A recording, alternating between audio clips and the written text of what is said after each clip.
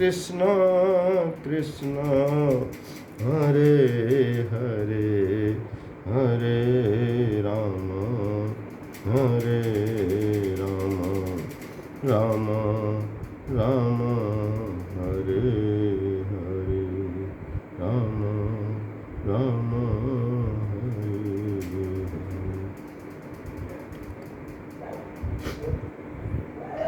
हरे कृष्णा। देवियों एवं सज्जनों, मैं गोपाल माधव दास हरे कृष्ण महामंत्र के बारे में, इसे महामंत्र कहा गया है। हरे कृष्णा कृष्ण कृष्ण हरे हरे हरे राम राम राम हरे हरे। इसमें 3 भगवान के नाम का उच्चारण है। हरे यानी हरि, कृष्ण और राम, ये तीनों भगवान के ही नाम हैं, विष्णु जी के ही नाम हैं। एक ही व्यक्ति के 3 नाम हैं, अनंत नाम भगवान के हैं, उसमें थे ये 3 नाम इस महामंत्र में यूज किए गए हैं। हरे यानी हरि, कृष्ण और राम। पहला शब्द इसमें है हरि। हरि मतलब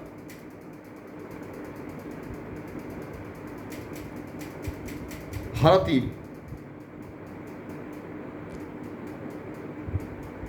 प्रणत जनानाम कष्टम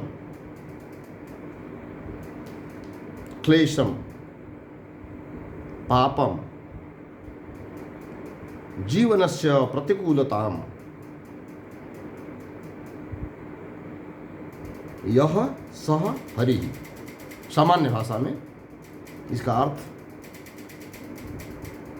उसे हरि कहते हैं, उसे कृष्ण कहते हैं, उसे भगवान कहते हैं, जो हमारे जीवन की प्रणत जनाना, मतलब जो क्लेश में, ऐसे लोग जो क्लेश में हैं, कष्ट में हैं, पीड़ा में हैं, दुख में हैं। तो संसार में पैदा हुआ हर जीव कष्ट में है। वो देखने को तो होगा कोई अरबपति, खरबपति, अमीर, प्रधानमंत्री, राष्ट्रपति, उपराष्ट्रपति, प्रेसिडेंट, कुछ भी होगा बड़े से बड़े पद पर, लेकिन जब उसके व्यक्तिगत जीवन में आप झांकेंगे, व्यक्तिगत जीवन में देखेंगे, व्यक्तिगत उसके साथ साक्षात्कार करके उसका इंटरव्यू लेंगे उसका, तो आपको पता चलेगा कि वह प्रणत जन है। यानी ऐसा जन है, ऐसा व्यक्ति है, ऐसा जीव है जो अत्यंत कष्ट में है। क्यों? क्योंकि संसार ही कष्टमय है, यह संसार ही दुखमय है। दुखालयम असारम इमं संसारम। यह संसार क्या है? असार है, इसका कोई सार नहीं है।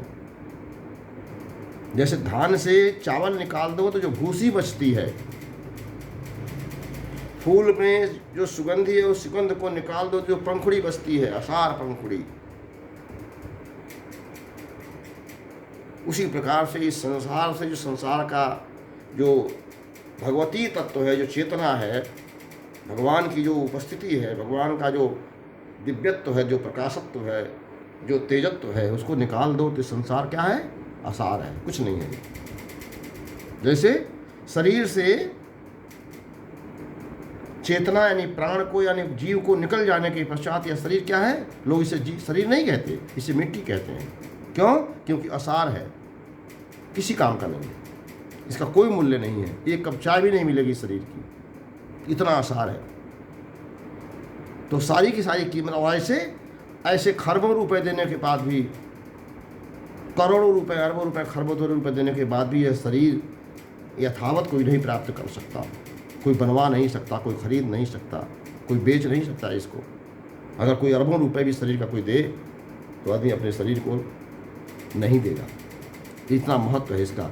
कब तक महत्व है? जब तक इसके अंदर सार है, जब तक इसके अंदर चेतना है, जब तक इसके अंदर प्राण है, जब तक इसके अंदर भगवान स्वयं विराजमान है परमात्मा के रूप में, तब तक। तो ऐसे ही संसार में जब तक परमात्मा का परमात्मा शक्ति है, जब तक चेतना है, जब तक कण कण में परमात्मा विराजमान है, सूरज, चाँद, आकाश, मृत, 10 दिशाओं के रूप में, पर्वत पहाड़ के रूप में, जब तक ये संसार में भगवान का जो प्रकाशत्व है, जो दिव्यत्व है, जो अंतर्गुम्फित है, तब तक तो यह संसार हम बहुत अच्छा लगता है। लेकिन जैसे ही यहाँ से भगवान की भगवत्ता, भगवान की परमात्मा शक्ति जैसे ही से खींच ली जाएगी, वो उसी प्रकार से आसार हो जाएगा जिस प्रकार से शरीर के अंदर से प्राण के निकलने के पश्चात यह शरीर मिट्टी कहलाती है, मिट्टी हो जाती है।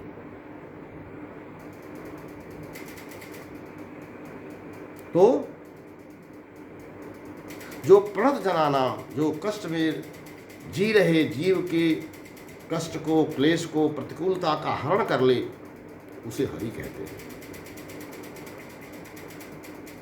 दूसरी व्याख्या इसकी क्या हो सकती है? हरति गोपी नाम चित्तम वित्तम नवनीतम। हरति गोपी नाम चित्तम वित्तम नवनीतम स हरि।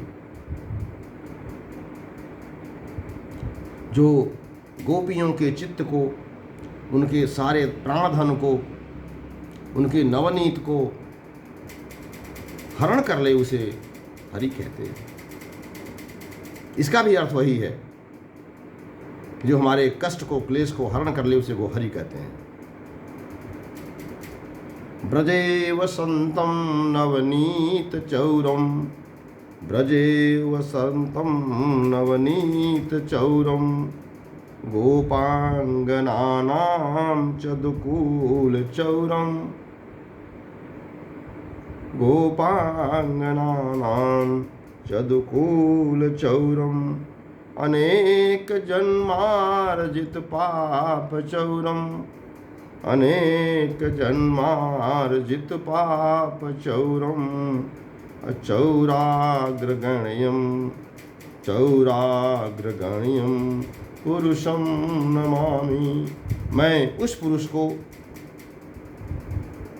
उस परमात्मा को, उस कृष्ण को, उस भगवान को, उस हरि का नमन करता हूँ, प्रणाम करता हूँ उनको, जो ब्रजे वसंतम, ब्रजमंडल में नित्य भ्रमण करने वाले, ध्यान करने वाले संतों के चित्त का हरण कर लेते हैं, या हरण किए हुए हैं, या हरण कर लेते हैं। ब्रजेव संतम नवनीत चौरम, जो गोपांग नानाम चदुकूल चौरम, जिन्होंने यमुना जी के किनारे गोपियों के वस्त्रों का हरण कर लिया था, उस कृष्ण को, उस भगवान को, उस हरि को प्रणाम करते हैं। अनेन जन्मार्जित पाप चौरम, जो हम जीवों के अनेक जन्मों के, अनंत जन्मों के जो पाप हैं, जिसको हम ढो ढो करके अपने साथ में अनेक जन्मों में लेके आते हैं प्रारब्ध के रूप में, जो ऐसे पापों का हरण कर लेते हैं, ऐसे चौराग्रगण्यम, चोरों के भी सरदार, उस परम पुरुष परमात्मा भगवान श्री कृष्ण को, भगवान श्री हरि को हम प्रणाम करते हैं, हम नमस्कार करते हैं, हम उनके सामने शरणागत होते हैं। कृष्णम शरणम गच्छामि, हरि शरणम हरि शरणम हरि शरणम हरि शरणम। यानी जब जीव अपने को हरि के, परमात्मा के, कृष्ण के चरणों में पूर्ण रूप से शरणागत कर देता है, समर्पित कर देता है, तो जीव के सारे योग और क्षेम को भगवान स्वयं वहन करते हैं। योगम क्षेमम वहाम्यहम्। हे अर्जुन, मैं ऐसे अपने भक्तों के योग और क्षेम को वहन करता हूँ, जो सर्वधर्मान परित्यज्य, जो सारे धर्मों का परित्याग करके, सारे कर्मों का परित्याग करके, सारे वेदों का, सारे मंत्रों का, सारे मतों का, मतांतरों का, सारे वर्णों का ध्यान करके, सब कुछ त्याग करके, परिवार का, समाज का, धन का, पद का, प्रतिष्ठा का, सबका त्याग करके जो मुझ एक कृष्ण की शरण में आ जाता है, मैं ऐसे अपने भक्तों के सारे चिंताओं को, कष्टों को, प्रतिकूलताओं को दूर कर देता हूँ और ऐसे भक्तों के योग और क्षेम को वहन करता हूँ। योगम क्षेमम वहामि अहम वहाम्यहम।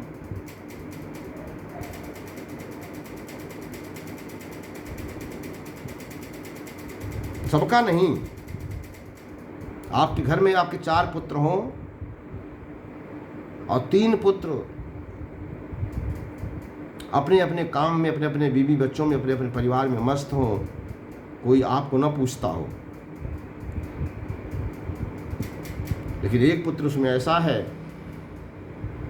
जो दिन भर घर में रहता है और केवल माता पिता की सेवा करता है।